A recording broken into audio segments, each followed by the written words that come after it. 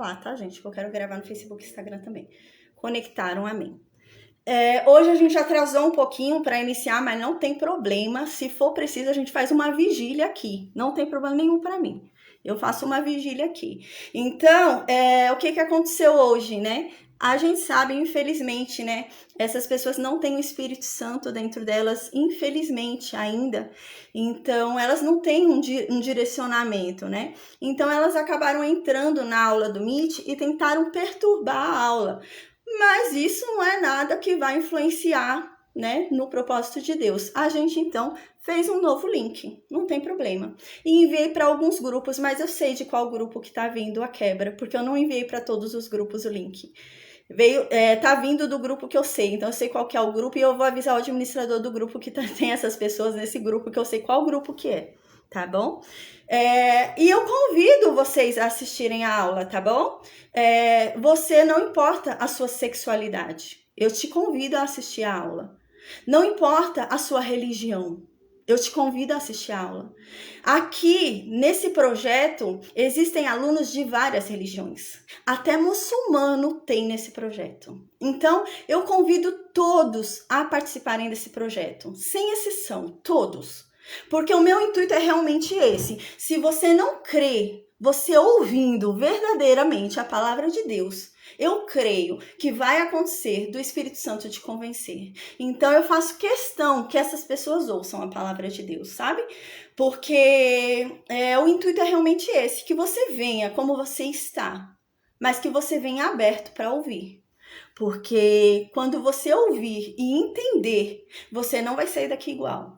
É essa a questão. É impossível você ouvir a palavra de Deus e sair igual. Entender a palavra de Deus e sair igual. Né? Então é essa a questão. Então hoje a gente demorou um pouquinho por conta disso. Mas não tem problema. Para essas pessoas eu digo que isso não me abala. E não abala nenhum dos crentes que estão tendo aula comigo. Porque a gente não tem medo de Satanás. A gente não tem medo dos demônios. E a gente não tem medo de vocês, tá bom? Então eu digo e determino agora, em nome de Jesus, que Satanás saia e que a palavra de Deus corra sem obstáculos, tá? Porque é assim, o poder de Deus é muito maior do que o poder de Satanás. Então, nós não temos medo de Satanás. Mas eu convido essas pessoas, porque eu sei que essas pessoas, infelizmente, são usadas. Então, a luta não é contra a carne. Elas não são minhas inimigas, essas pessoas. Pelo contrário, elas são aprisionadas. Elas são prisioneiras de Satanás. Então, eu as convido realmente a assistir a aula. Para que assim elas sejam libertas, conheçam a verdade. E que venham a agir com maturidade, gente. Porque, sinceramente, para mim, não vejo lógica em uma pessoa que entre... Eu já vi acontecer isso. Não aconteceu com meus grupos, porque meu grupo é fechado.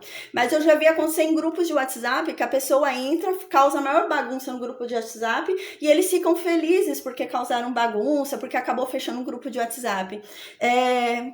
A felicidade deles é tão baixa, é tão pequena, né?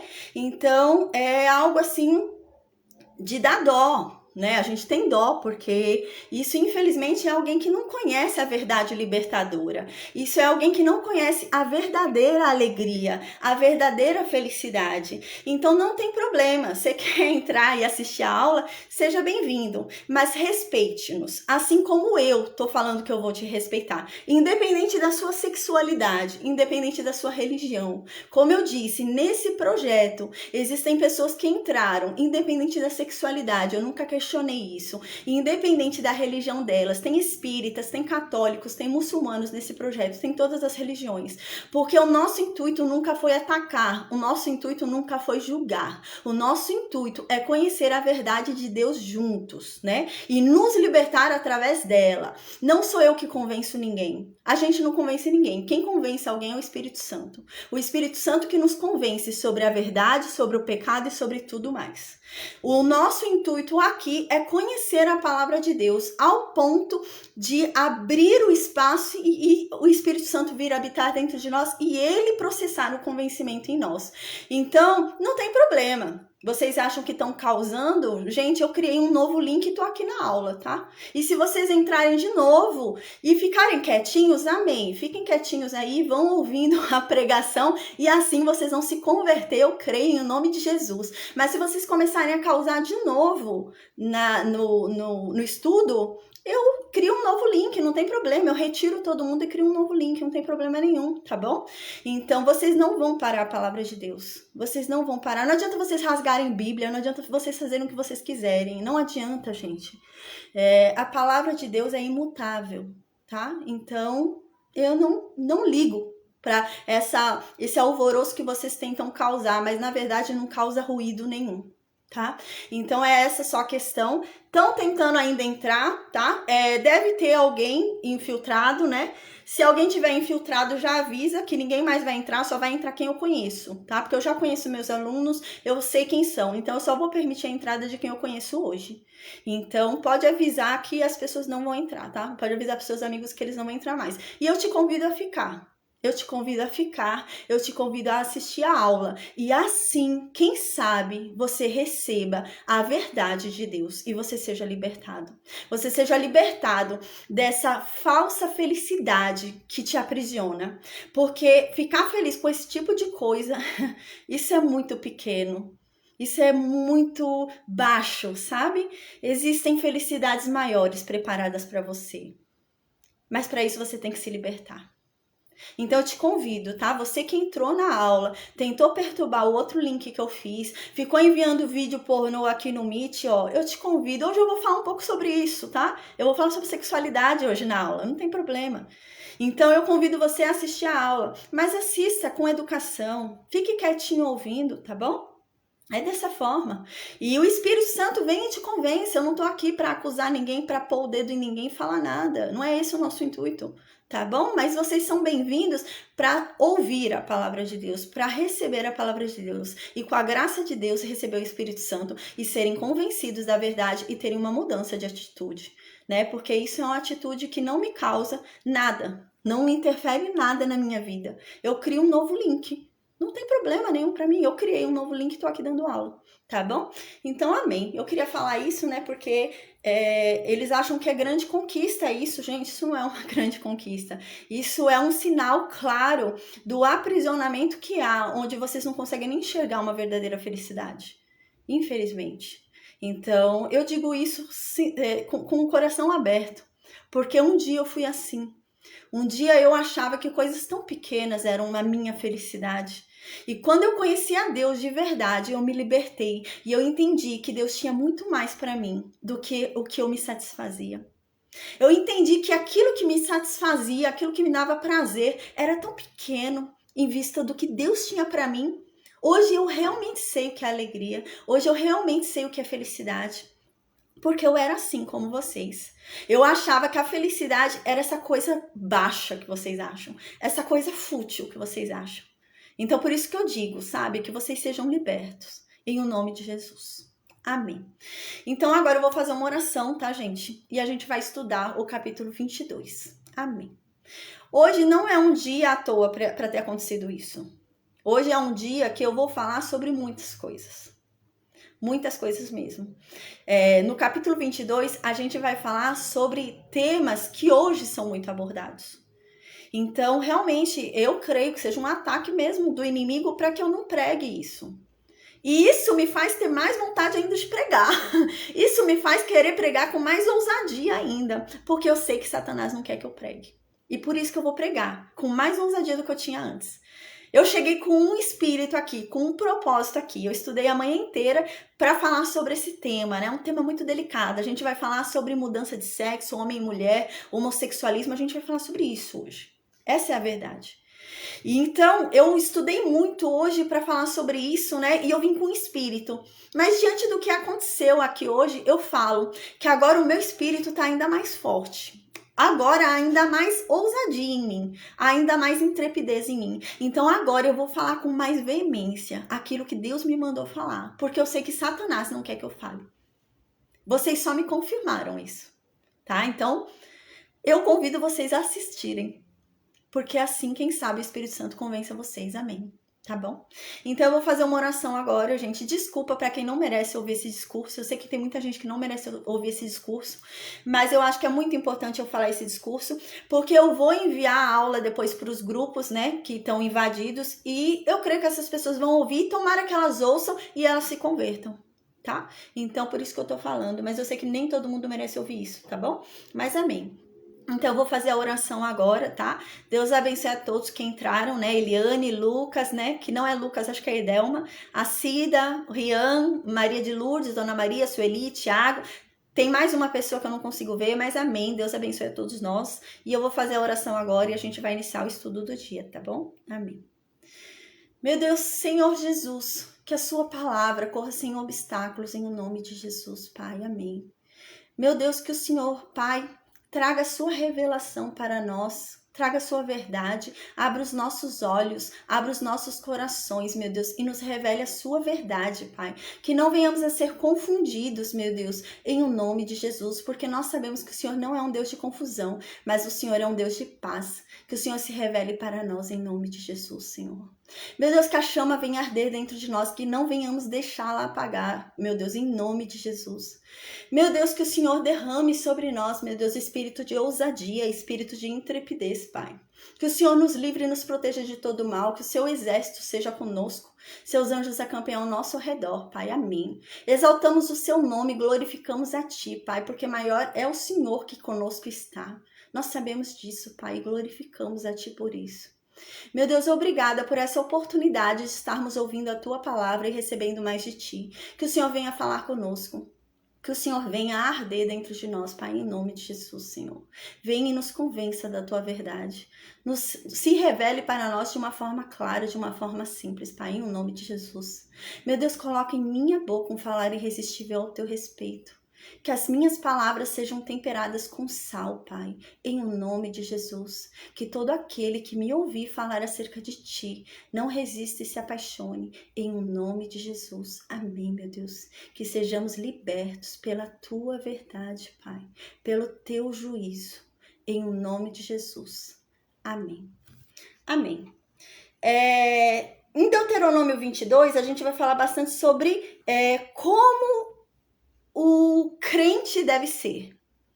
É esse o tema do capítulo 22. Como que o crente deve ser? Como que o crente deve se portar? Por isso que eu falo que essa invasão não foi à toa. O tema hoje é importante. Então, como que o crente deve ser? Como que o crente deve se portar, né?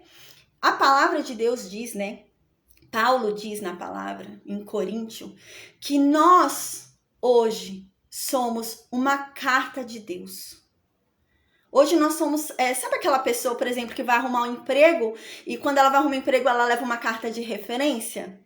E a pessoa, o entrevistador lê a carta de referência e pela carta de referência ela sabe o que aquela pessoa é? A palavra de Deus diz que hoje nós somos a carta de referência. Nós somos a carta de referência de Cristo.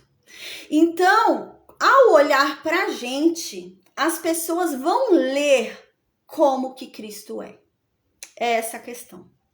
Então, eu tenho que, por meio de atitudes, por meio de ações, por meio da minha vida, mostrar como que Cristo é. Existem pessoas, eu ouvi uma vez falarem isso, e é tão interessante, existem pessoas que elas nunca vão abrir a Bíblia na vida, nunca vão ler a Bíblia. Nós vamos ser a Bíblia que elas vão ler. E é essa a questão daqui do Deuteronômio 22. Muitas vezes nós seremos a única Bíblia que a pessoa vai ler. Então a gente tem que ter muito cuidado com o Deus que a gente está mostrando, com o Jesus que a gente está mostrando. Então a gente tem que se apresentar como uma carta de referência de quem é Cristo. Olha a nossa responsabilidade. Essa é a responsabilidade do crente. Ele é uma carta de referência de quem é Cristo. Então, ao olharem para mim, a pessoa tem que falar: Cristo é assim. Caramba, Cristo é desse jeito. Ela faz tal coisa, então também Cristo deve ser assim. É nesse sentido. A gente é a carta de referência. E é isso que a gente vai ver agora. Se a gente é a carta de referência de Cristo, a gente tem que ser diferenciado. A gente não pode ser igual ao mundo. Porque Cristo não é igual ao mundo. Cristo é inimigo do mundo. E a igreja que Cristo comprou com o sangue dele é inimiga do mundo. Então, como você vai se parecer com o mundo? Ou você se parece com o mundo, ou você se parece com Cristo. A gente vai ler isso hoje também. Com os dois não dá para ser. Ou você tá com Deus, ou você tá com Satanás. Satanás aceita dividir a gente. Pra Satanás não tem problema não. Vai lá ficar um pouquinho com Deus, depois você volta. Satanás não tem problema com isso. Mas Deus não aceita dividir a gente. Deus não aceita. E sem santidade é impossível ver a Deus. A palavra de Deus diz isso. Se a gente não estiver em santidade. Santidade, gente, não é ser santo. Tem gente que confunde e acha que santidade é ser santo. Nós não somos santos.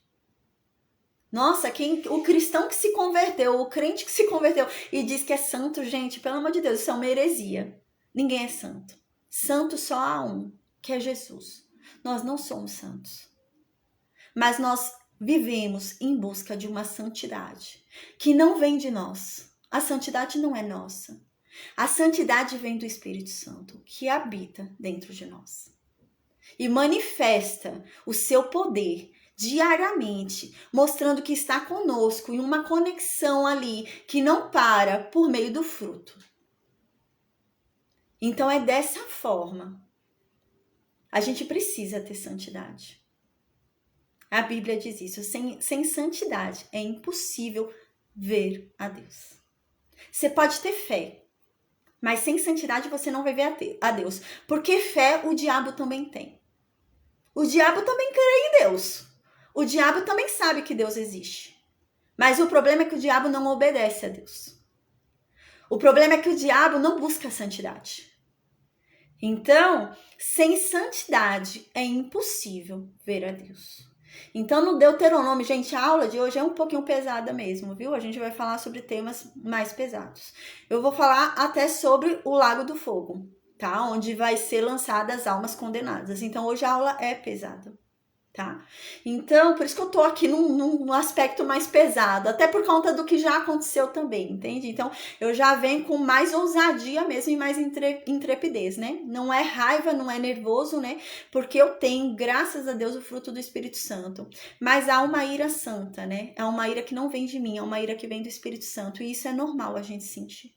Isso é normal. Então, agora eu vou começar a ler Deuteronômio 22, versículo 1. A gente lembra que Moisés está ali, né, falando para aquele povo. Moisés continua falando para aquele povo as leis, relembrando as leis para aquele povo, né? Então, no versículo 1, então, Moisés fala, ó, ele já havia falado isso em Êxodo 23, tá? A gente já havia estudado isso em Êxodo 23. A gente vai falar sobre honestidade. Ser honesto. Não querer ser espertinho. Não querer pegar o que não é seu. É isso que vai ser falado agora. Se você sabe que não é seu, não pega. E é isso. Você vai e vê que foi extraviado o boi e a ovelha. Aqui na Bíblia está escrito do teu irmão. Mas eu já falei, o hebraico ele é uma língua pobre. Então, esse é o problema do hebraico. Então, a mesma palavra que fala irmão, fala, por exemplo, seres humanos, seres da mesma espécie, se refere a primo, a pai, mãe, é tudo a mesma coisa. Aqui não tá querendo dizer só irmão no sentido de ser confraterno ali, no sentido de ser da mesma religião, não é isso. Tá querendo dizer no sentido de ser semelhante, em espécie, né? Então, é o teu inimigo também. É isso que quer dizer aqui, né? Senão a gente vai pensar aqui no versículo 1, Moisés está falando só para ajudar o israelita, né? E quando for um inimigo de Israel, não é para ajudar. Não, não é assim. É para ajudar, inclusive, o inimigo. É para ajudar qualquer ser humano. É isso que está dizendo no versículo 1. Então, diz assim, Moisés fala, ó, se você viu que um boi ou uma ovelha, né, foi extraviado, se perdeu, né, de alguém, qualquer pessoa que seja, um israelita, um estrangeiro, um inimigo, qualquer pessoa que seja, mas você viu o animal que foi roubado, né, você viu que o animal tá ali, você não vai pegar para você e se fingir de bobo. Você não vai pegar o animal e fingir que é seu. Se você viu que o animal foi perdido e o animal não é teu. Primeiro que você sabe que o animal não é teu, né? Então você não vai se fazer de bobo e pegar aquele animal. Então Moisés continua. Pelo contrário, você vai devolvê-lo o mais rápido possível. Não é demorar, é devolver o mais rápido possível à pessoa que perdeu, né? É isso. Infelizmente, hoje em dia eu já vi, né? Muitas pessoas falarem, né? Ai, que sorte você teve, né? Acontece alguma coisa, a pessoa, que você é sortuda, né? Uma vez, foi o ano passado, depositaram um dinheiro na minha conta, que não era meu. Não era meu, eu não conhecia aquele dinheiro. Era um dinheiro, gente, bom, dava pra eu fazer alguma coisa ali com o dinheiro. Sério, dava pra comprar pelo menos uns 3 gás. Então era bom o dinheiro, né? Mas não era meu. Aí quando caiu na minha conta, eu falei, gente, vocês não acreditam, né? Eu contei pra algumas pessoas, eu falei, gente, vocês não acreditam. Caiu tanto na minha conta, você acredita? E eu precisando de dinheiro, eu tava precisando de dinheiro, gente. Tava passando necessidade, tava recebendo cesta básica, sendo ajudada por pessoas. E caiu esse dinheiro na minha conta. Mas não era meu. Então eu fui e devolvi. Foi um Pix que foi feito errado, né? Eu sabia que não era meu. Então eu devolvi. Assim que eu vi, eu devolvi no mesmo dia. Porque eu sabia que não era meu. Como que vai render algo assim na tua vida, né? Então é nesse sentido. E Moisés fala, se você viu algo que alguém perdeu, devolva, né? Tem muita gente que às vezes vê, né? A pessoa tá ali, põe 10 reais no bolso, caiu os 10 reais no bolso. A pessoa que tá atrás viu cair o dinheiro no chão e não fala nada e fica esperando a pessoa ir embora para pegar o dinheiro, né? Isso é errado. É isso que Moisés está falando. Isso é errado. Fale, chame seu irmão, chame a pessoa que tá na frente e fala, você deixou cair 10 reais, toma, é teu. É isso que você tem que fazer, isso é o certo, Deus abençoa quem faz isso. A questão é essa, o justo vive pela fé, o justo não vive de circunstâncias. O justo vai viver pela fé de que ele vai fazer o bem e Deus vai prover na vida dele. Eu vou ser sincera pra vocês, quando eu devolvi esse dinheiro, teve um dia que eu tava com meu esposo e eu falei pra ele, olha, precisa de 200 reais, pra fazer compra. E a gente tava precisando, gente. E era 200 reais. Eu falei esse valor exato, eu lembro. Eu falei o valor exato de 200 reais. No dia seguinte, na mesma semana, eu não lembro, me ligou uma moça de um centro que ela queria fazer uma entrevista comigo porque eu não tenho parte do pulmão. E ela falou, essa entrevista é paga. E eu vou te dar 200 reais. Gente, ela me deu 200 reais. Então, é isso. O justo vive pela fé. O justo não vive de estratégia do mundo. O justo não vive de roubar dinheiro do outro. O justo não vive de ser esperto segundo a lei desse mundo. O justo vive pela fé. Pela fé de que Deus vai prover, de que Deus vai se agradar dele ser bom e tudo vai bem para ele porque ele foi bom. É isso, sabe? E é isso que Moisés está falando aqui para esse povo de Israel. Então, no versículo 2, Moisés continua falando, olha, se essa pessoa que perdeu esse boi, que perdeu esse animal, né, não morar tão perto, se ela morar muito longe, ou se você nem a conhece, não tem problema. Você não vai falar que é seu, porque você sabe que não é seu. Ainda que você não conheça a pessoa, ainda que você não saiba quem ela é, ainda que você não saiba onde ela mora, ou ela mora muito longe, não é teu. Você sabe que não é teu e isso basta. O outro não precisa saber, você tem que saber que não é teu. É que nem uma história que eu ouvi uma vez, né? Uma mulher que ela perdeu a memória, né? Ela estava internada e o filho ia visitar ela todo dia. E ela não lembrava do filho, então ela tratava o filho como estranho. E uma vez a mulher dele falou, mas por que você vai se ela não lembra de você? Ele falou, porque eu sei quem ela é. Porque eu lembro dela. Ela pode não saber quem eu sou, mas eu sei quem ela é. E é essa a questão. Não importa se o outro não sabe que foi você que pegou. Você sabe que aquilo não é teu e pronto. Não é meu, não é meu. Eu vou usar algo que não é meu. Tem uma história que eu ouvi muito legal, e é aqui do Brasil, que caiu um Pix na conta de um senhor que ganhava um salário mínimo.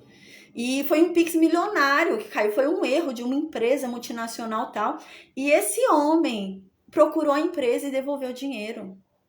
E quando entrevistaram esse homem, falaram para ele, mas, nossa, você não pensou em ficar com dinheiro, em gastar, em comprar alguma coisa? Ele falou, eu não consigo me imaginar gastando algo que não é meu.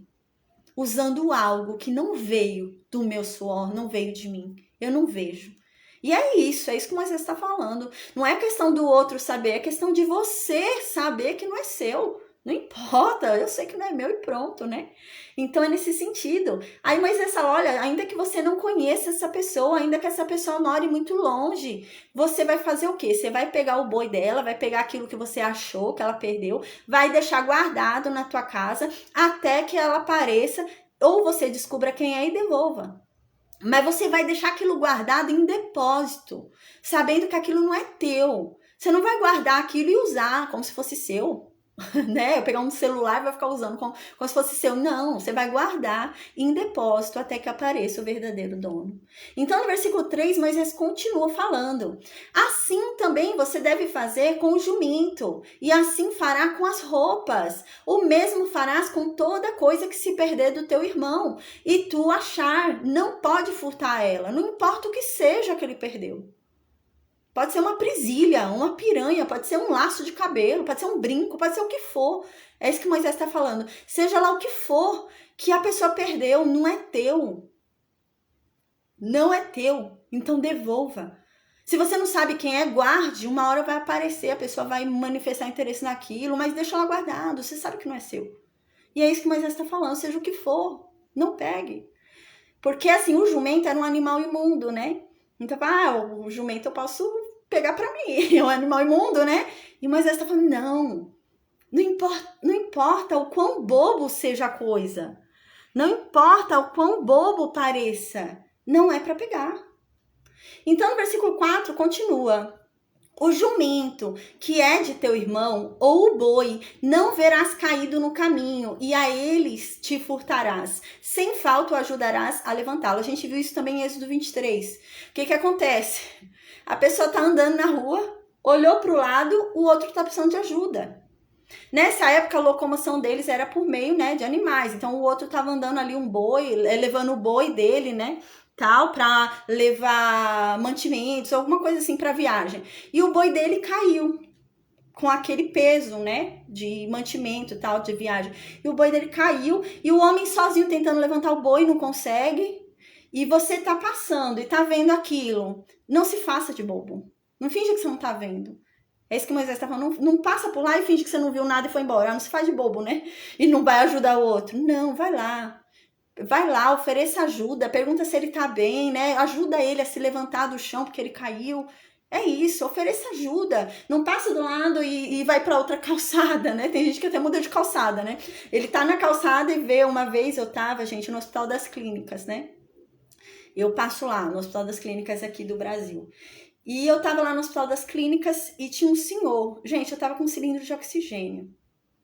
Era na época que eu fiquei 1 ano e pouco no cilindro de oxigênio por causa do pulmão. Eu tive uma piora séria da doença. E eu tava com um cilindro de oxigênio andando, eu e meu esposo, e um senhor começou a pôr a mão assim no peito e desmaiou, caiu na rua. E todo mundo, gente, abria espaço e passava assim longe do senhor.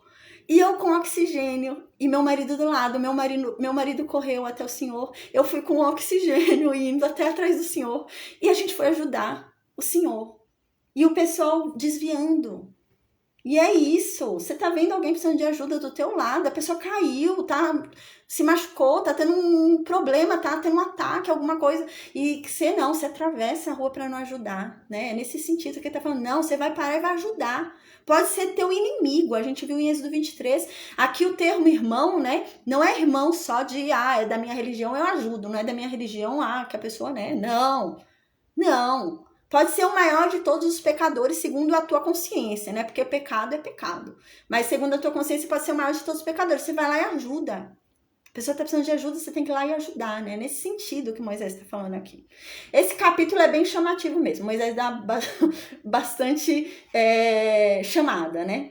Então, no versículo 5, Moisés continua falando. No versículo 5, Moisés fala: a mulher não deve usar roupa que é de homem. E o homem não deve usar roupa que é de mulher.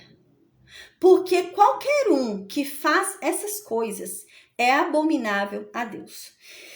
Aqui no versículo 5 em diante, a gente vai começar a ver que Deus vai falar sobre misturas. Então, isso, é assim, quando a gente vai tentar interpretar a Bíblia, a gente tem que ler o contexto de onde ela está colocada, né? Onde está colocado aquilo que está sendo falado. Então, aqui no versículo 5, a gente tem que analisar dentro do contexto que está sendo escrito. E o contexto que está sendo escrito aqui no versículo 5 é de mistura de coisas. Então, era um costume pagão misturar. A gente vai ler daqui a pouquinho. Os pagãos, por exemplo, eles misturavam animais de raças diferentes. Eles cruzavam animais de raças diferentes e nascia uma aberração ali, né? Alguma mudança assim genética de aberração. E eles faziam isso porque eles entendiam que os deuses deles se agradavam disso, dessas misturas. Então eles misturavam tecidos na hora de costurar roupa, sabe? Então isso era um ritual deles, fazer misturas. Eles entendiam que isso era algo que agradava aos deuses deles, né? No Meet, vocês estão me ouvindo, gente? Ah, tá ouvindo? Pensei que tinha caído a internet. Amém, amém. Então, eles tinham esse costume. E qual que é aqui a importância que Deus está querendo dizer? Eu criei todas as coisas. E tudo que eu criei da forma que eu queria ter criado. Então, tudo que eu criei, existe uma forma. E aquela é a forma. Porque eu criei daquele jeito. Então, se o cavalo é daquele jeito, não é para vocês cruzarem ele com uma galinha. Porque eu criei o cavalo para ser daquele jeito. Eu criei a galinha para ser daquele jeito. Eu não criei uma espécie para nascer dessa junção. Então era isso, é para crer no Criador e respeitar, né, a criação dele, respeitar aquilo que ele criou, né? Então, assim como você não deveria, trazendo para um outro ponto aqui, assim como você não deveria furtar o que era do outro. Por exemplo, o boi que foi perdido do outro, que a gente acabou de falar. Você também não deveria furtar aquilo que não foi criado para você. Era nesse sentido. A gente está no mesmo contexto, tá? Por isso que eu tô falando, a gente tem que analisar o contexto inteiro. Se a gente está vindo de um contexto onde Deus está falando que não é para pegar o que é do outro, agora a gente vai começar a ver falando de misturas. Ou seja, não é para misturar coisas que foram criadas separadas. Deus criou cada um conforme o que ele queria. E cada um tem o que é seu. Então Deus deu algo para o homem. Deus deu algo para a mulher. O homem é diferente da mulher. Os corpos são diferentes. E Deus criou desse jeito para ser desse jeito e acabou. Então é essa a questão. Então, assim como você não deve roubar o que é do próximo, no mesmo sentido, você não deveria furtar o que era do outro gênero. Era nesse sentido que estava querendo dizer aqui, né? Então, da mesma forma, você não furtaria. Então, realmente, o homem não deveria se vestir de mulher e a mulher não deveria se vestir de homem. Entre os pagãos, pelo que eu andei estudando, era muito comum eles se vestirem dessa forma por conta dos deuses, por conta dos cultos deles, né? Porque os cultos pagãos, eles são fortíssimos, né? Em absurdos sexuais, né? Em práticas de orgias mesmo sexuais e também de misturas. Eu vi muito interessante ontem, acharam na arqueologia, né? Acharam um vaso de 700 anos antes de Cristo. E esse vaso, gente, tem desenhos de orgias, assim. Então, são homens praticando sexo oral com cachorro. São homens com cachorro, mulher com cachorro, aí homem com a mulher, várias orgias, assim, o vaso inteiro, assim, um monte de orgia, né? E com animais no meio, vários animais no meio. E era nesse sentido aqui que tá falando, né? Isso foi 700 anos antes de Cristo, isso foi uma obra achada. Acharam a arqueologia lá, cavando, achou esse vaso.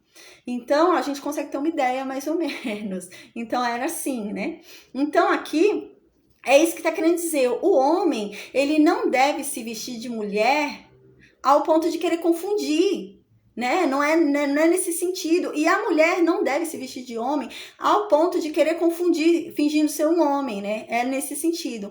Porque foi criado para o homem uma coisa e foi criado para a mulher outra coisa. Então, eles deveriam respeitar isso, né? E confiar na criação e respeitar a criação original, a criação feita por Deus, né? No mesmo sentido dos animais. Não deve cruzar um cavalo com uma galinha. Então, é nesse mesmo sentido, né? Então, não deveria fazer isso, não pode fazer isso. Isso quer dizer, por exemplo, que eu não posso usar calça, né? Eu, por exemplo, às vezes eu uso blusa do meu marido. Essa blusa que eu tô aqui hoje é do meu marido, não é minha. Então, eu não posso usar a blusa do meu marido? Porque é uma roupa de homem? Não é isso que tá querendo dizer aqui, né? Porque às vezes, gente, o crente vai ao extremo, né? Não entende direito o que está sendo falado, ele vai num extremo, e daqui a pouco a mulher não pode usar mais calça, o homem não pode usar bermuda, né? E não é isso que está querendo dizer aqui. A questão não é a roupa em si, mas é você querer parecer com o outro, você querer tomar algo que não é seu, algo que não foi designado para você, é nesse sentido, né, que tá querendo ser dito aqui. Então não tem problema você usar a blusa do seu marido, né, porque você só tá usando a blusa do seu marido, não é essa a questão. Mas você não pode querer parecer, né, um homem, é nesse sentido que aqui tá falando. Você não podia parecer um homem em si, né, não podia parecer uma mulher em si, o homem não podia parecer a mulher e a mulher não podia parecer um homem. E aqui diz no versículo 5, porque essas coisas são abomináveis a Deus. Agora, para continuar essa parte que a gente está lendo, eu vou ler a carta aos Romanos, tá?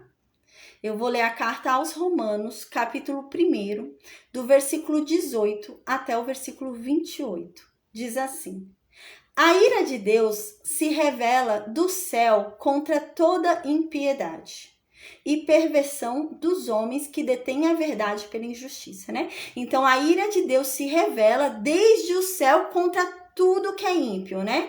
E contra a perversão dos homens que retêm a verdade. Ao invés de praticar a verdade, ao invés de conhecer a verdade, a pessoa prefere praticar a injustiça. Isso está querendo dizer aqui. Então, Deus se ira. Deus manifesta a ira dele, revela a ira dele desde os céus, quando ele vê alguém na terra que não quer conhecer a verdade, mas ele prefere praticar a injustiça a conhecer a verdade. Então, aqui continua. Porquanto o que de Deus se pode conhecer é manifesto entre eles, porque Deus lhe manifestou. Então aqui está querendo dizer, a verdade é que Deus se revela para todo mundo. Então não adianta você falar, mas ninguém me falou. Não, é isso que está querendo dizer aqui, Deus se revela para todo mundo. Então a verdade é acessível para eles de alguma forma, mas eles preferem a injustiça. Eles preferem não ouvir a verdade. Por exemplo, suponhamos uma tribo indígena, né? Uma tribo de índios.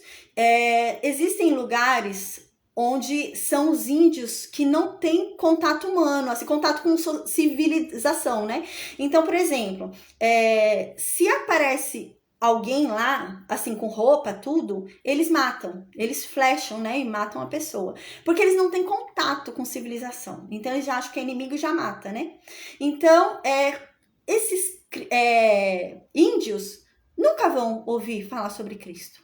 Como que vai fazer então, né? É isso que está falando aqui. Como que vai ser então? A gente nunca vai conseguir chegar lá e falar sobre Cristo. A gente nunca vai conseguir chegar lá e pregar sobre a Bíblia.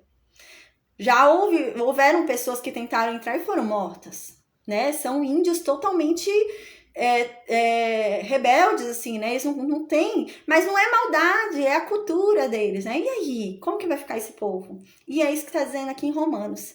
A verdade é que Deus se revela para todo mundo.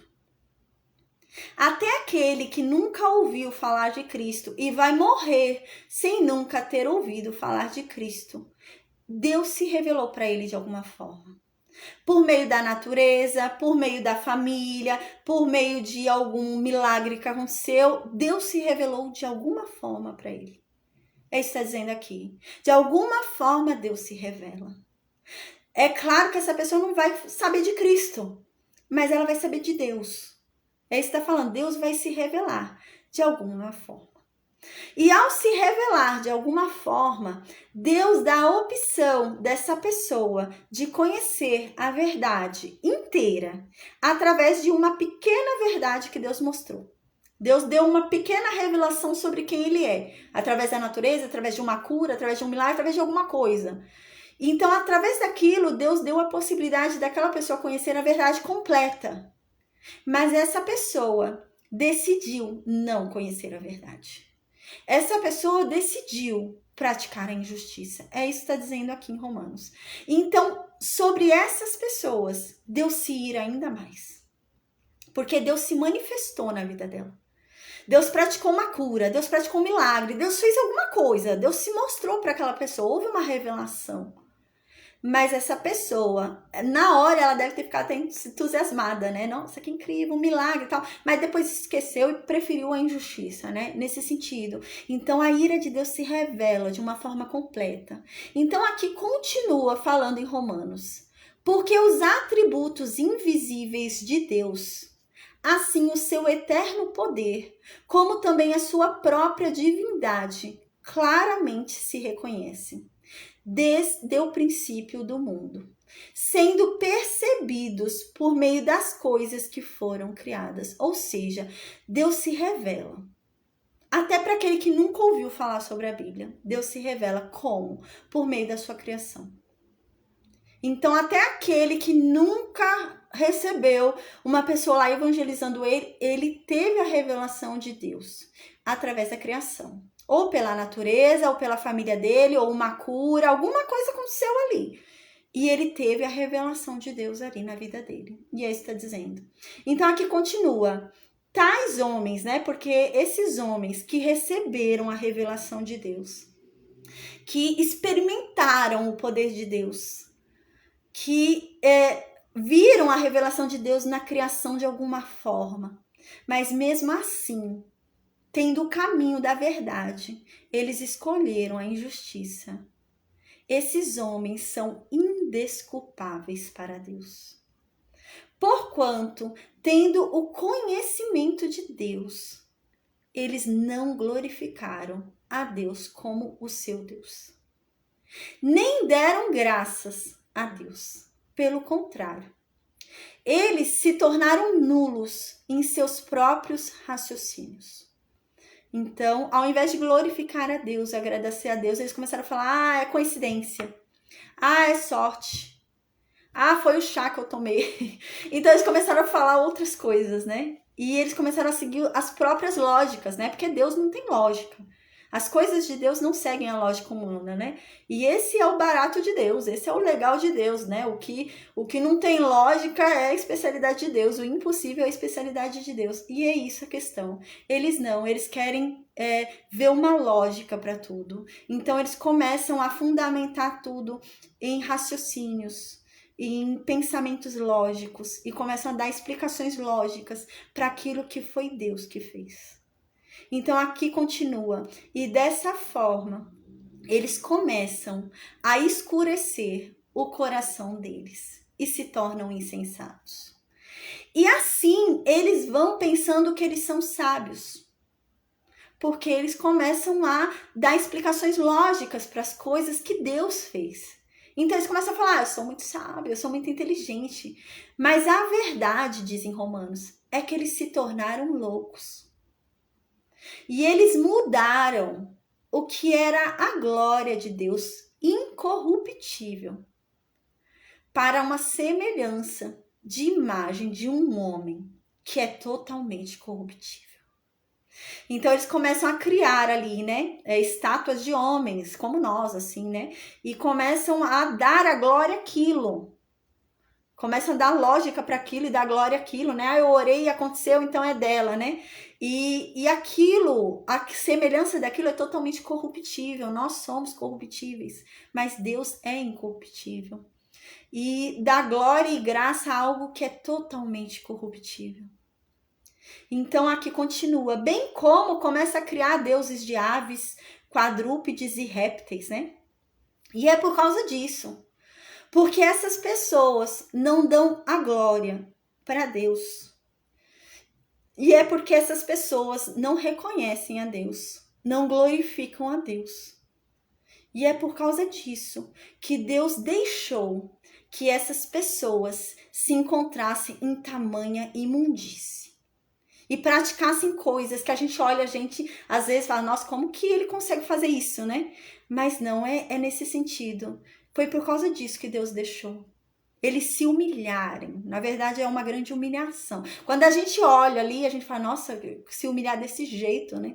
E é isso que tá falando aqui. Foi por causa disso mesmo. Porque eles não deram a honra a Deus, a glória a Deus, a graça a Deus. Que Deus deixou que eles se envergonhassem dessa forma. Que eles fossem imundos dessa forma. Pelas concupiscências do seu próprio coração. Deus deixou que eles se levassem pelo próprio coração dele, pelas maldades do coração deles, pelas coisas ruins do coração dele. Para que então eles começassem a desonrar o próprio corpo, praticando coisas abomináveis com o próprio corpo, se humilhando, mas sem perceber que estavam se humilhando. E é por isso que Deus não deu entendimento a eles, para perceberem que aquilo, na verdade, só está humilhando eles. Não está exaltando eles, não está glorificando nada. Está humilhando. E eles se humilham pelo próprio corpo. E aqui continua. Pois eles mudaram a verdade de Deus em mentira. Eles não aguentaram a doutrina de Deus e inventaram uma nova doutrina. Eles acharam muito pesado tudo que Deus dizia e criaram um Deus novo. Criaram um Deus diferente, né? Eu sempre costumo dizer, né? No Novo Testamento tem muita gente que acha que é um Deus novo, né? Parece que é um Deus no Antigo Testamento, aí o Deus no Antigo Testamento morreu e um Deus novo no Novo Testamento surgiu, né? Com Jesus, um Deus de amor. Um Deus que ama tudo, que aceita tudo, né? Mas não, Deus continua o mesmo. O que Deus não suportava no Antigo Testamento, o que Deus abominava no Antigo Testamento, Deus continua abominando hoje. Deus continua detestando hoje. Por quê? Porque o caráter de Deus não muda. Porque Deus não é corruptível. Então, o que ele odiava no Antigo Testamento, ele continua odiando. Às vezes a gente se ilude e acha que Deus mudou. Deus mudou. É um novo Deus, né? Que aceita todo mundo como todo mundo é. Não. Deus continua abominando tudo que ele abominava antes. Ele não mudou. Não mudou. E é isso que está dizendo aqui. Aí, para a pessoa ficar de bem com ela mesma, ela começa a criar doutrinas de coisas que não foram ditas por Deus, para que seja tudo bem o que elas estão praticando. Sendo que não tem nada a ver com o que Deus falou. Então elas começam a criar mentiras para dizer, não, tá certo, o Deus que eu conheço é um Deus que me aceita como eu sou. É isso. Então aqui continua, né? Pois eles mudaram a verdade de Deus em mentira, adorando e servindo a criatura em lugar do Criador. Então as pessoas começaram a adorar aquilo que Deus criou, ao invés de adorar quem criou aquilo. Aquele que criou, sim, é bendito eternamente. E foi por causa disso que Deus entregou essas pessoas a paixões infames, a paixões vergonhosas, a práticas vergonhosas. Foi por isso que Deus deixa essas pessoas fazerem essas coisas abomináveis. Porque a verdade é que agora até as mulheres mudaram o modo natural das suas relações íntimas e elas estão tendo outro modo de relações íntimas, contrário à natureza delas. E aqui continua em Romanos. Semelhante, os homens também começaram a fazer isso. E eles deixaram de ter contato natural com a mulher e eles começaram a se acender mutuamente em sensualidade uns com os outros, cometendo assim torpeza, né? Que significa indecência, vergonha. Homens com homens e recebendo em si mesmos a merecida punição do seu erro, né? Então, diz isso em Romanos 8. Vou continuar lendo aqui. Deixa eu ver qual o versículo certinho. É Romanos 8 não, é Romanos 1, 18 ao 28. Então agora eu vou continuar. E aqui continua. E por então haverem desprezado o conhecimento de Deus. Deus queria se revelar para eles, mas eles não quiseram ouvir. E por causa disso, o próprio Deus os entregou a uma disposição mental reprovável. Então, por causa disso mesmo, a mente deles é reprovável. Tudo que eles pensam é reprovável. Porque Deus deixou, eles que sigam a mente deles, eles que sigam o coração deles, eles que façam o que eles quiserem. E aqui continua. Então, dessa forma, eles praticam coisas inconvenientes. E tá tudo bem, porque a mente dele tá entregue aquilo, o coração dele tá entregue aquilo, então ele vai achar que aquilo tá certo, tá bom, e vai continuar fazendo, é nesse sentido, né? E aqui diz, e eles ficam, praticando coisas inconvenientes, cheios de toda injustiça, de toda malícia, de toda avareza e de toda maldade. São possuídos de inveja. Eles começam a ter inveja do que eles queriam ter e não têm, né? E começam a ter inveja de algo. E começam a praticar homicídio, começam a matar, começam a brigar e começam a propagar todo o mal. Sendo difamadores, né? Então essas pessoas começam a falar mal uns dos outros, né? Fofoca também, né? Começam a mentir uns sobre os outros. E se tornam os aborrecidos de Deus. São insolentes, são soberbos, são presunçosos, são inventores de males. Eles inventam mal novo. Se bobear, até Satanás aprende com eles. Eles inventam maldade. E aqui continua. São desobedientes aos pais. São insensatos. São pérfidos. Eles já não têm mais a afeição natural que os tornava em semelhança a Deus. E eles não têm misericórdia. Ora, conhecendo eles a sentença de Deus, eles sabem qual é a sentença para eles de Deus. Eles sabem que eles são passíveis da morte para Deus. Eles sabem disso. Eles sabem que os que praticam, são passíveis. Mas mesmo sabendo de tudo isso, eles não só praticam, como também eles aprovam os que também fazem. Eles ficam ajudando ali, né? Ficam colocando fogo também nos outros que querem fazer. Eles ficam incentivando, a se fazer mais. Então, não só eles fazem, mas como eles incentivam mais pessoas a fazer, dizem que tá certo, é desse jeito mesmo. E é isso é o que a Bíblia diz e Deus mesmo disse, que Deus entregou para isso mesmo. E eles começam realmente a incentivar uns aos outros e falar que isso é o certo, Fazer isso é o certo e incentivar o outro a fazer, a cometer tal coisa, cometer tal homicídio, matou alguém, vai lá, mata, sair aí, só vai acabar quando você matar, Então começam a incentivar um ao outro, porque eles já ficaram cegos, E é nesse sentido. E no versículo 6, então, continua, Aí Deus vai continuar falando aqui. Deus agora, por meio de Moisés, ele vai falar aqui sobre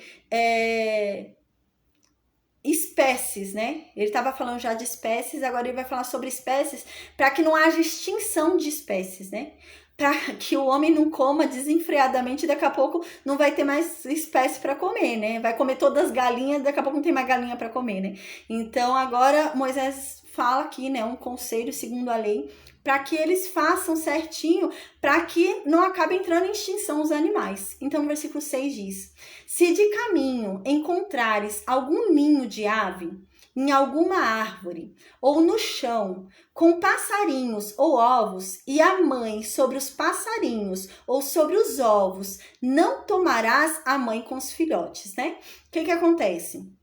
A pessoa tá andando, tá no caminho dela ali andando, e ela encontra lá facinho um pássaro ali, E ela encontra a mãe, pássaro, e os filhotes, pássaros.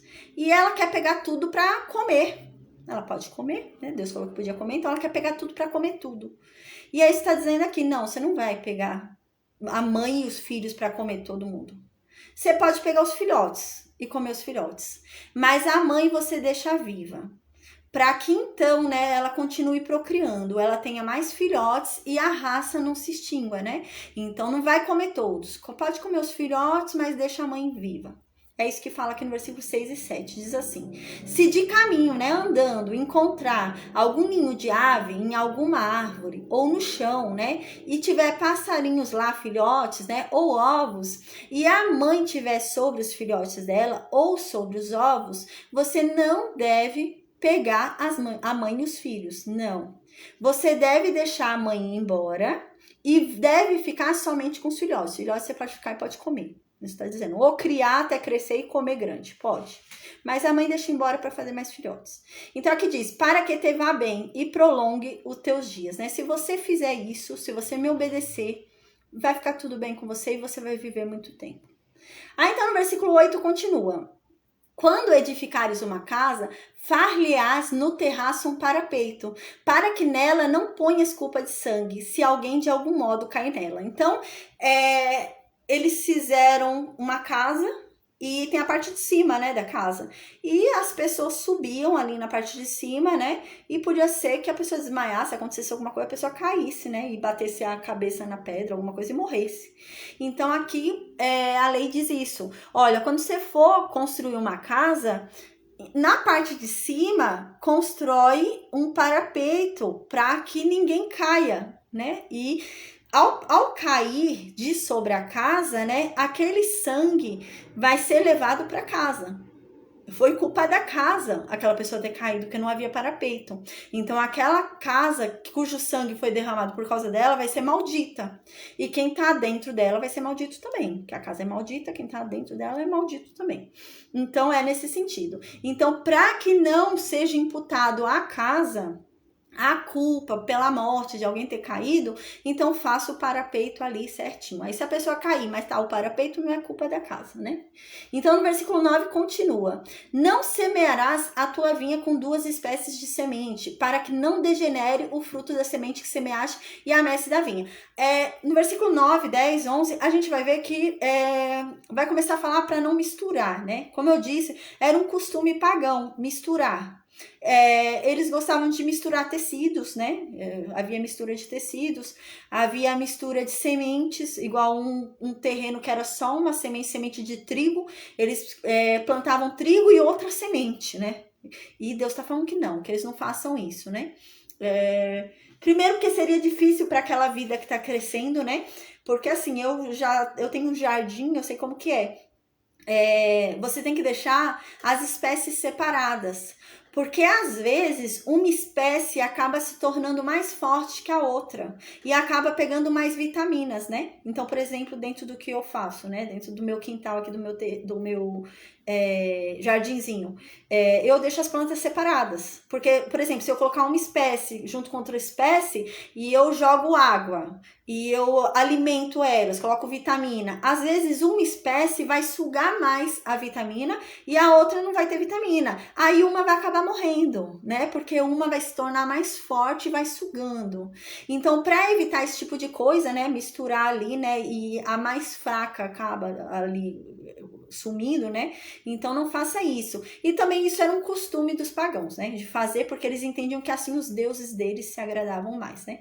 Então eles faziam isso também, era um costume deles, misturar as coisas, né? Então no versículo 10 continua: não lavrarás com junta de boi e jumento. O que acontece? O boi, ele é um animal puro, né? O jumento, ele é um animal imundo, né? Esse é o primeiro aspecto de diferença entre os dois. Fora isso, o que acontece? Aqui tá falando sobre lavrar, né? Você não vai arar a terra com um boi e um jumento. O que acontece? Quando era trabalhada a terra, né? Como que era feito? Eles colocavam dois animais. Entre os dois animais, assim, em cima dos dois animais, ficava o jugo, né? E eles colocavam um equipamento ali que tinha um agulhão. E os animais iam andando no terreno inteiro, indo e voltando, andando no terreno inteiro.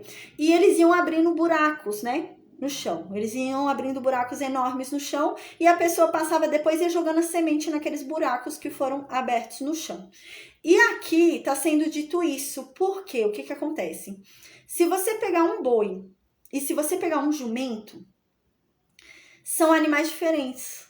Então vai ser um tamanho diferente. Vai ser uma força diferente. Eles andam diferente. Um anda mais rápido, um anda mais devagar. Um vai precisar parar mais vezes, o outro não precisa descansar tanto. Então, o que acontece? Há um jugo desigual. Porque não são duas medidas ali iguais. São pesos diferentes, são forças diferentes, são animais diferentes. São potências diferentes, né? Então, não tem como você colocar o jugo nos dois. A terra não vai ser bem arada. Nunca. Não vai dar certo isso. Porque os dois não têm a mesma força, não têm o mesmo caminhar, não têm o mesmo tamanho, então não vai dar certo. Então é isso que ele está dizendo, você não deve trabalhar com os dois juntos, com um boi e um jumento, né? Deve ser com 2 bois certinho, deve ser com 2 animais iguais, para que o jugo seja igual, né? Então você deve fazer dessa forma. Então aqui, né? No versículo 11 continua: não te vestirás de estofos de lã e linho juntamente. Era um costume dos pagãos também, eles costuravam, né, pelo que eu estudei, né, eles costuravam tecidos diferentes juntos, né, e era uma espécie de superstição para eles, né, aquilo trazia uma espécie de proteção, era uma coisa assim. E aqui o intuito de Deus, né, era que eles se diferenciassem. Eles não podiam fazer igual os outros povos faziam, porque eles eram diferentes. Então, eles deviam ser diferentes nas atitudes, não podiam ser iguais. Então, era nesse sentido, né, que diz aqui no versículo 11. Eles deviam ser pessoas diferentes, não deviam fazer da mesma forma que eles fazem.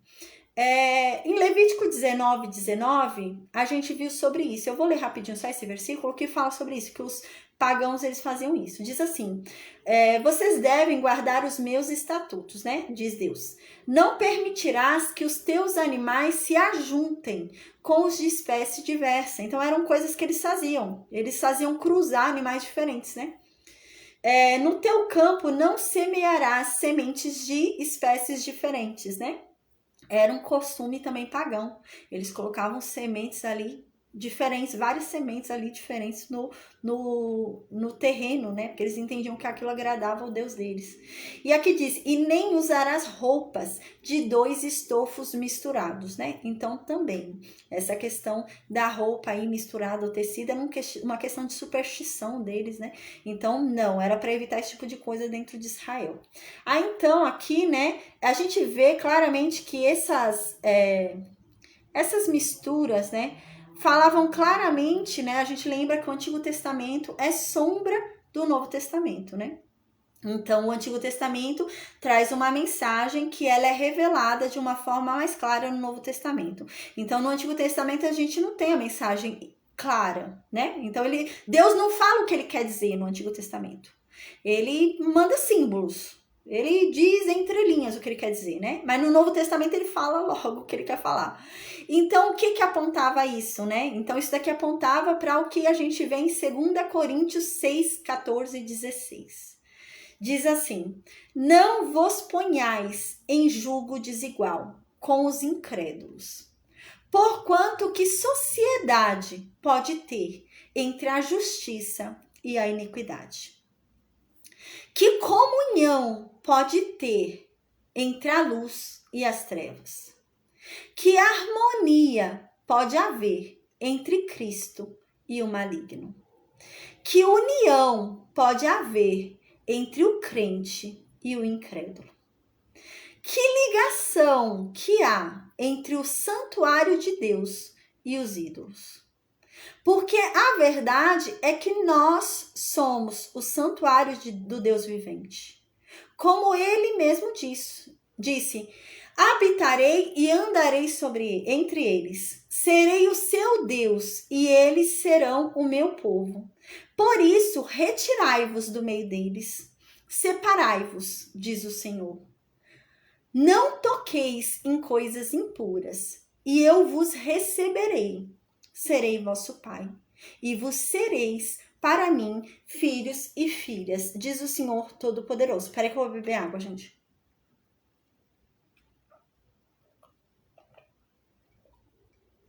Aqui diz assim, né? Não toqueis em coisas impuras, né? E aqui é a carta, né? Aos Coríntios, né? O que acontece, né? A gente lembra quando a gente estudou em Levítico, né? O que era a impureza, né? A impureza era a falta da santidade. Então, o que a impureza fazia? A impureza fazia a santidade ir embora.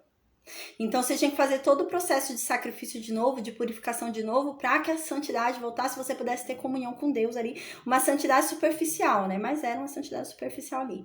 E é isso. Então, não toquem em coisas impuras, né? Então, evitem esse tipo de coisa. Por quê? Para que não percam a santidade. Aí, no versículo 12, então, continua. A gente viu sobre o versículo 12 em Números 15, né? Que eu até dei o exemplo dos fariseus, que a gente vai ver mais pra frente, que Cristo vai falar. Diz assim no versículo 12: farás borlas nos 4 cantos do manto com que te cobrires, né? O que acontece? Nos 4 mantos ali da roupa deles, eles deviam deixar ali franjas, né? Franjinhas ali. Alguns detalhes, né? E esses detalhes a gente já estudou em Números 15, seria para que eles não se esquecessem da lei de Deus inteira, né? A gente viu isso em Números 15. Em Mateus 23:5, a gente vai ver que mais para frente, né? Os fariseus vão usar essas franjinhas aqui que fala aqui, eles vão usar franjinhas super longas, né? Então eram franjinhas normais, não é para ser franjinha longa. Mas os fariseus, né? Lá na frente, né? Em Jesus Cristo ali, no tempo de Cristo, vão usar franjinhas enormes para todo mundo ver de longe que eles são cumpridores e guardadores da lei, entende? Então é nesse sentido, né? Por isso que Cristo vai falar, né? Eles andam com franjinhas enormes, mas não tem pingo de misericórdia, não, né? Então é nesse sentido, eles andam com franjinhas enormes mais pra frente, né? A gente falou sobre isso em Números 15, para que todo mundo veja que eles conhecem a lei inteira, que eles guardam a lei inteira, que eles cumprem a lei inteira, então fazem franjinhas enormes, né? Para mostrar para os outros. Mas a verdade é que nada adianta daquilo, né? A gente vai ver isso mais para frente, né? Quando a gente vai no Novo Testamento. Então no versículo 13 agora vai falar sobre mulheres, sobre casamento. A gente vai ver sobre estupro, o que acontecia, a gente vai ver sobre tudo isso agora. No versículo 13 diz assim: se um homem casar com uma mulher e depois de coabitar com ela a aborrecer, a gente estudou na aula passada o que é aborrecer, né? Aborrecer é amar menos, né? Aborrecer não é que ele vai ficar maltratando ela nem nada, é que ele começa a amar, não ama mais tanto ela, né? Então o que aconteceu aqui? O homem casou com a mulher, teve relações sexuais com ela, cumpriu o casamento com ela, mas parou de amar a mulher. E o que acontece? Ele já não ama mais a mulher, não quer mais continuar casado.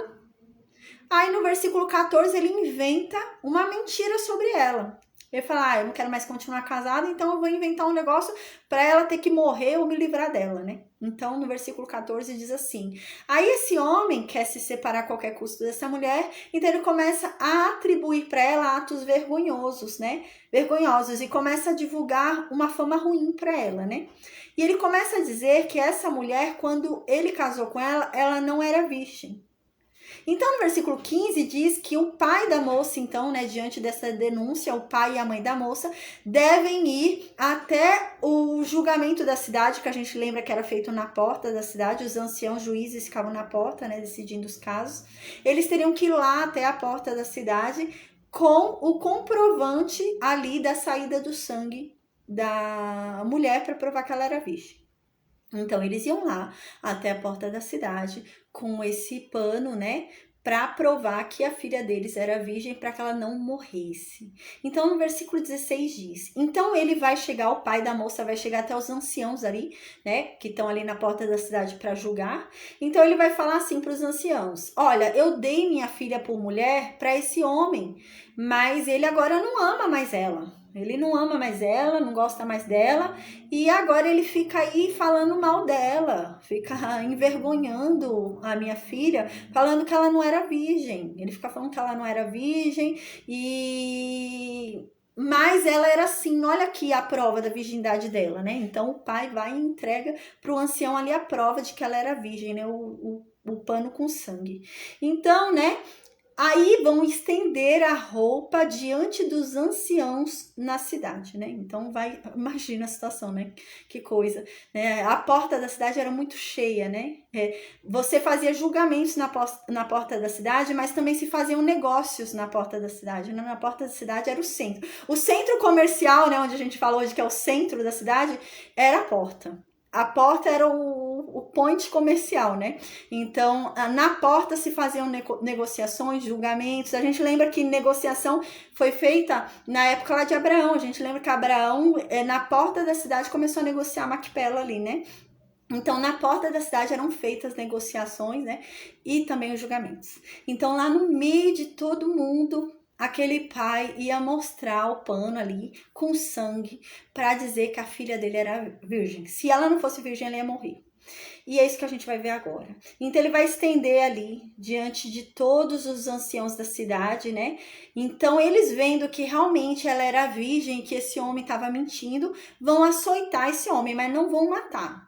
Vão dar um açoite, mas para ele continuar vivo. Não é um açoite para morrer, é um açoite para continuar vivo. E ela vai continuar casada ainda com esse homem horrível, né? Ela vai ter que continuar casada ainda. Era fogo, né? Mas ela ainda vai continuar casada. Aí no versículo 18 então diz: então vão pegar esse homem que mentiu sobre essa mulher, vão açoitar ele, mas não para a morte, né?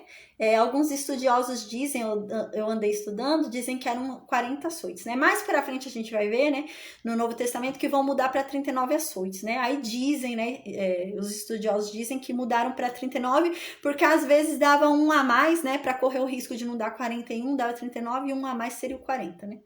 Então, no versículo 19 diz: e o condenarão a 100 ciclos de prata. Então, ele vai ser açoitado, mas não para a morte, e vai ter que pagar como indenização 100 ciclos de prata para o pai da mulher.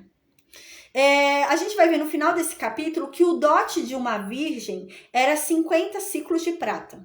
Então, 50 ciclos de prata era o valor do dote da virgem que tinha que ser dado ao pai. Como ele mentiu sobre isso, né, e ele já era esposo, tudo, ele ia ter que dar uma indenização do dobro do dote. Então, ele dava 100 ciclos para o pai da virgem ali.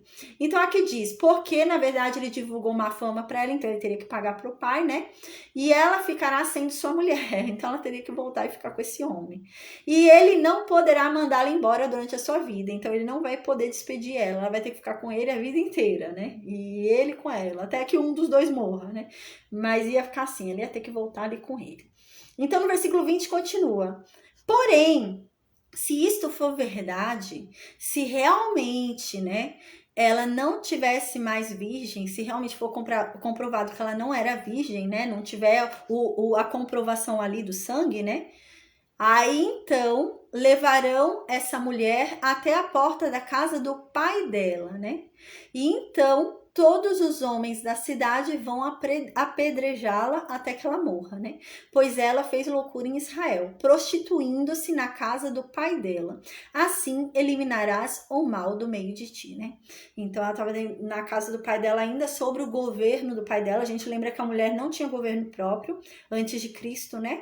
Ela não tinha domínio próprio, governo próprio, vontade própria, querer, ela não tinha nada, né? Ela era governada pelo homem. Primeiro governada pelo pai, depois de casada, governada pelo marido, né? E então ela era governada pelo pai, e sendo governada pelo pai, ela foi e se deitou com o homem. Então ela deveria ser apedrejada. Aí no versículo 22 continua: se um homem for achado deitado com uma mulher que tem marido, então ambos morrerão. O homem se deitou com a mulher e a mulher assim.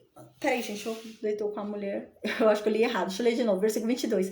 Se um homem for achado deitado com uma mulher que tem marido, então ambos morrerão. O homem que se deitou com a mulher e a mulher. Agora sim. Assim eliminarás o mal de Israel, né? Aqui é o quê? 2 adúlteros, né? É adultério. O homem foi e deitou com uma mulher que ela é casada. Então, ela tá adulterando, ela foi e se deitou com outro homem, né? Então, mesmo ele não sendo casado, não importa, porque o crime dele é ter se deitado com a mulher de um homem. O crime dele não é tanto com a mulher, o crime dele é com o homem, entende? O crime dele é com o marido dessa mulher. Então é passível de morte, mesmo se ele não for casado. Então é nesse sentido. Então ela deveria ser morta, apedrejada, e ele também. Os dois deveriam ser mortos porque são adúlteros, né? Então a gente viu isso também em Levítico 20:10, né? Que os dois deveriam morrer. Tanto o adúltero como a adúltera, os dois que foram pegos ali, né? Tanto o homem como a mulher, né? Se a mulher era casada, o outro também que tá, mesmo se ele não fosse casado, ele também seria apedrejado. Mais pra frente a gente vai ver, né? Quando tem a adúltera lá, né? Que Cristo fala, só tá ela, né? O homem fugiu, né? Então, só ela sobrou, o homem deu no pé ali, né? O que tava com ela. Mas era para ele ter ido junto também. Então, a gente viu isso em Levítico 20:10, né? Que o adúltero e a adúltera devem morrer. Em 1 Coríntios 6, 9, 10, eu anotei algo que deve ter a ver com isso. Deixa eu ler. Ah, tem sim. Ó, diz assim, 1 Coríntios, capítulo 6, versículo 9 e 10. Diz assim: ou vocês não sabem que os injustos não vão herdar o reino de Deus? Não se enganem, porque a verdade é que nem os impuros vão herdar, né? Por que nem impuros, né? O que é impuro? A gente lembra, impuro é sem santidade. Então, sem santidade, você não vai herdar o reino de Deus. É isso que está dizendo aqui em 1 Coríntios. Os impuros não vão herdar o reino de Deus. Então, quem não tem santidade não vai herdar o reino de Deus. Os idólatras também não vão herdar o reino de Deus.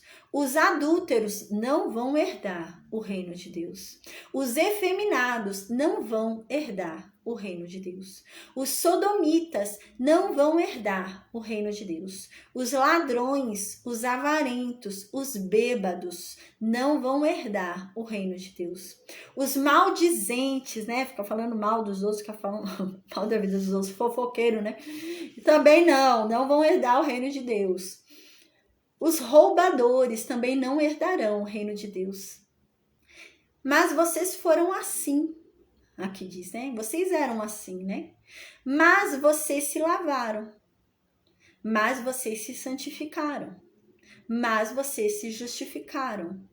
Em nome do Senhor Jesus.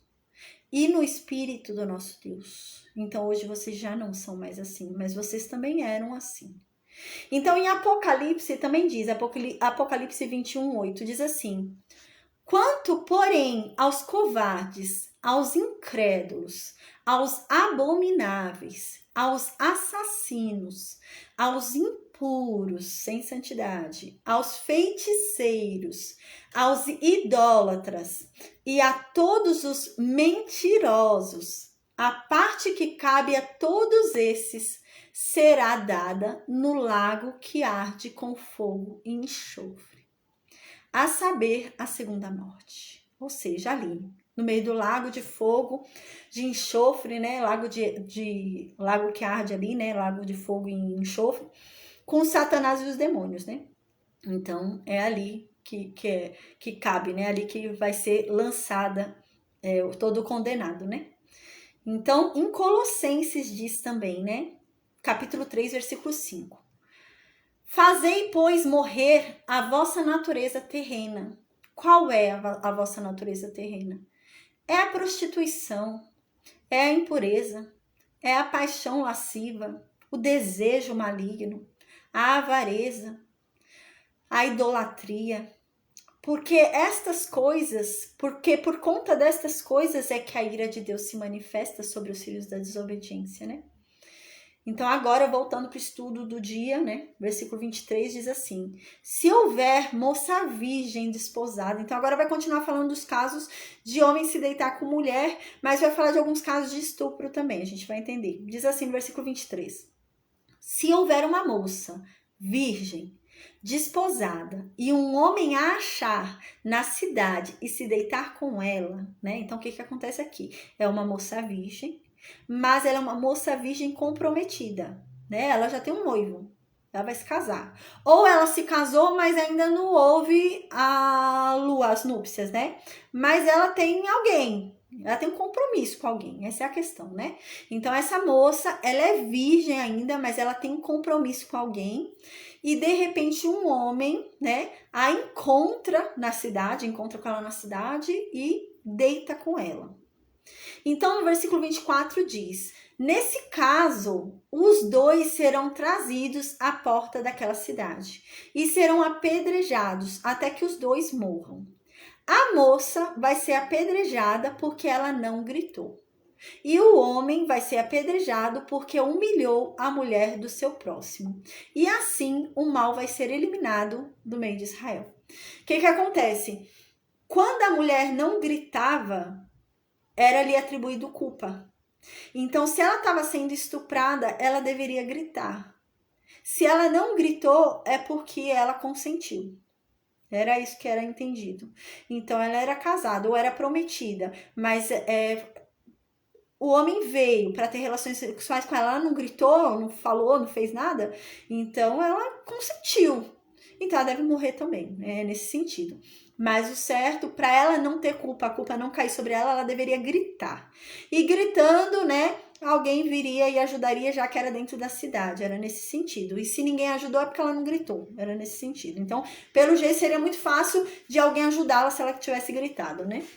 Então, no versículo 25, continua.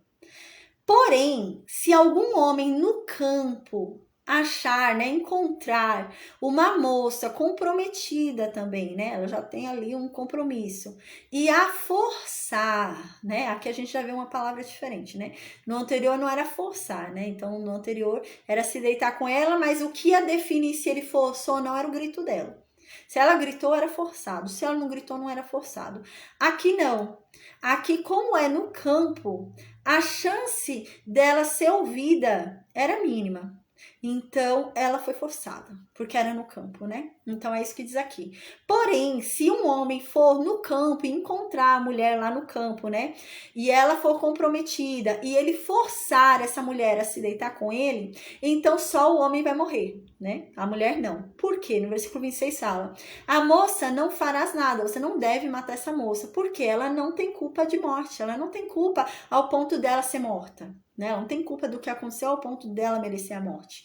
Porque como o homem que se levanta contra o seu próximo e lhe tira a vida, assim também é este caso.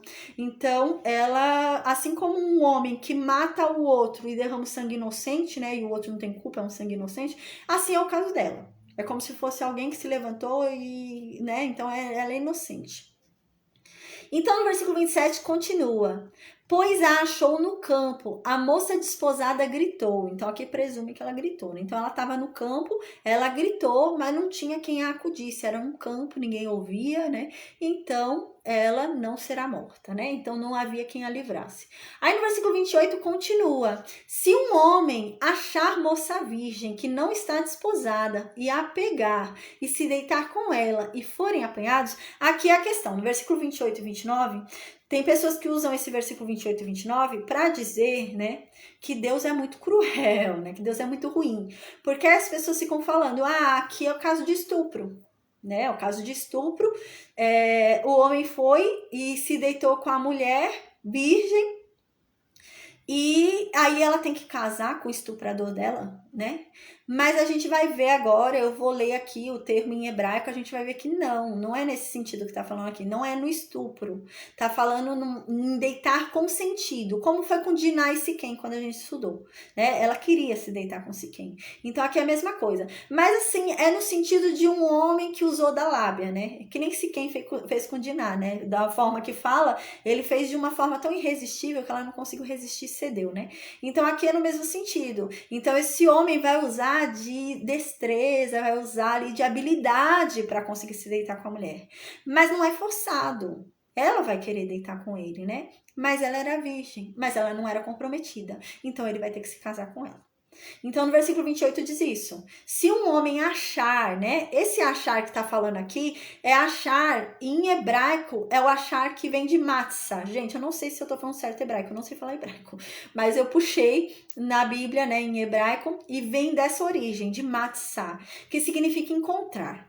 Então, esse homem foi e encontrou a moça virgem. Essa moça virgem não estava prometida a ninguém. Então ela não estava desposada, não estava prometida a ninguém. E vem aqui escrito, e a pegar. Esse pegar é uma nova palavra, não é a mesma palavra que estava nos anteriores, é uma palavra nova que surge, que significa tafas, tapas. Eu não sei como se fala em hebraico, gente, mas é assim, tafas. Acho que é tafas ou tapas, é T-A-P-H-A-S. Significa seduzir, usar de destreza, descer lábia, sabe? Então, é uma pessoa muito ligeirinha, né? O homem irresistível, né? O homem que vem com sedução e tal. Então, ele usa disso, né? Ele usa de toda a sensualidade ali. E acaba se deitando com ela. Aí ele convenceu ela e eles se deitaram. E eles foram pegos, né? Até porque se eles fossem pegos, gente, se fosse um estupro, ela estaria gritando. Mas a impressão que me dá ao ler versículo 28 e 29 não é que essa mulher tá gritando. A impressão que me dá é que essa mulher tá gostando. Então parece que é algo consensual. Os dois estão ali realmente querendo aquilo, né? Então, no versículo 29 diz, então o homem que se deitou com ela dará ao pai da moça 50 ciclos de prata, que é o valor do dote, era o valor do dote da mulher virgem. E uma vez que ele já a humilhou, ele deveria se casar com ela. Então ela seria dada a ele por mulher e ele não poderia jamais mandá-la embora. Ele não poderia jamais reclamar porque ela não era mais virgem. Ele teria que casar com ela daquela forma porque ele que foi e convenceu ela aquilo, né?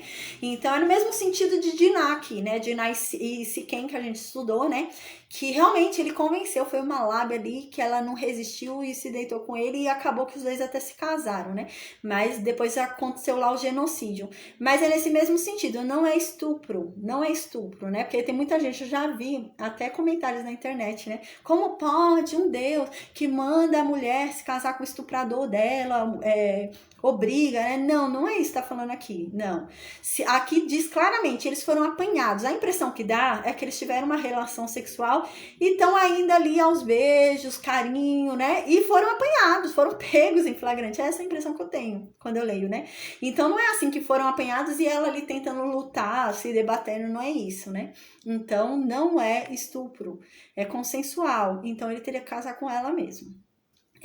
Aqui tem uma observação interessante que a gente estudou em Êxodo 22. Êxodo 22, 16 ao 17. Apresentou pra gente esse caso de um homem que foi e seduziu a mulher e ela foi e se deitou com ele. Aí, como ela se deitou com ele, ele teria que casar com ela. Porém, o pai dela pode recusar. Ele pode rejeitar e não aceitar esse homem como marido, né? Então, disse isso em Êxodo 22, 16 e 17, que a gente já estudou. Diz assim, se alguém seduzir qualquer virgem que não estava desposada e se deitar com ela, pagará o seu dote. É esse caso que a gente está estudando. E a tomará por mulher. É o caso desse homem aqui, que a gente viu no versículo 28 e 29. Mas, se o pai dela definitivamente recusar dar-lhe, pagará ele em dinheiro conforme o dote das virgens. Então, o pai pode recusar entregar a filha dele, mas mesmo se o pai recusar, ele tem que pagar o dote. Mesmo se ele não vai ficar com a menina, ele já desvirginou ela, né? Então, ele tem que pagar o dote mesmo se ele não for ficar com ela. O dote tem que ser pago de qualquer jeito.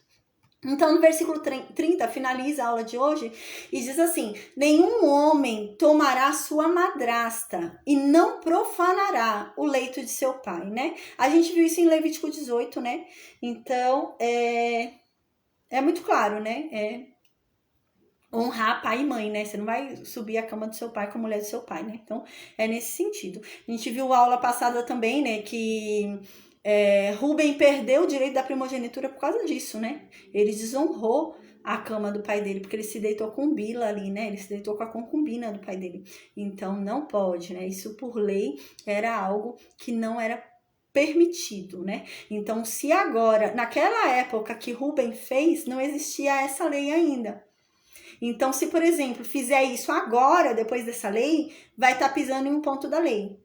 Qualquer ponto da lei que se pisa, a gente vai ver mais pra frente, que traz maldição, né? Isso que vai ser falado mais pra frente no Novo Testamento, a gente vai ver. Então, qualquer ponto da lei que você pise, traz maldição e aponta o pecado, né? Então, por isso que mais pra frente fala, a lei, na verdade, veio para revelar o pecado, né? A lei não veio para salvar, a lei só veio para apontar o que era pecado. Mas o pecado acabou aumentando, acabou abundando, né? Acabou aumentando porque antes as pessoas não sabiam o que era pecado, mas agora com o apontamento da lei, então o pecado começou a ser apontado e começou a crescer, né? Então, é nesse sentido. Então, na época de Rubem, não era posto em lei, né? Mas já não era certo, é claro. Mas não era algo que trazia maldição de lei, né? Mas agora não. Agora há uma celebração de uma aliança de lei. Então, qualquer quebra de qualquer ponto dessa aliança da lei trazia maldição. Então, se agora alguém se deitasse com a mulher do pai, aí ele teria descumprido um ponto da lei. E descumprir um ponto da lei é descumprir toda a lei. Então, eles seriam amaldiçoados. Essa pessoa seria amaldiçoada. Tá bom? Então a gente vai finalizar aqui hoje a aula, gente. Amém, glória a Deus, né? Foi bastante, foi 1h40, amém, glória a Deus. Eu tive que falar um pouquinho também no início, né? Demorei uns 30 minutos aí, chamando a atenção, falando, mas amém, glória a Deus, deu tudo certo, amém, foi bênção, amém. Eu vi que teve um dos intrusos que ficou até metade da aula, ficou bastante tempo até, glória a Deus. Tomara que ele tenha se convertido, amém. Então, eu vou perguntar para o pessoal do Meet se alguém tem alguma dúvida. Eu vou desconectar o Facebook e o Instagram. Se alguém tiver alguma dúvida, é só deixar no vídeo e eu esclareço na aula de segunda-feira, tá bom? Deus abençoe a todos. Uma boa noite.